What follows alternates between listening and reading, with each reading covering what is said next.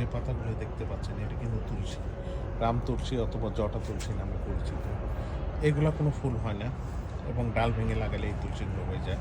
এবং নর্মাল তুলসী থেকে এগুলা স্পাইনটা একটু বেশি থাকে এবং চা অথবা আপনার যে কোনো বাচ্চাদেরকে খাওয়াতে পারেন। এবং পাশেই দেখতে পাচ্ছেন রাম তুলসীর এবং জটা তুলসীর পাশেই লাল তুলসী। এই লাল তুলসীটা অনেক উপকারী এবং অনেক উপকারী। আমার ৩ রকম তুলসী আমার কাছে আছে।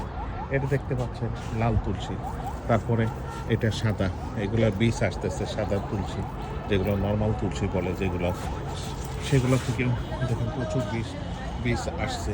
এই বীজগুলা সংরক্ষণ করে রেখে দিলে দেখা যাবে এগুলা থেকেও চারা তৈরি হবে এবং সেভাবে আমি করে থাকবো।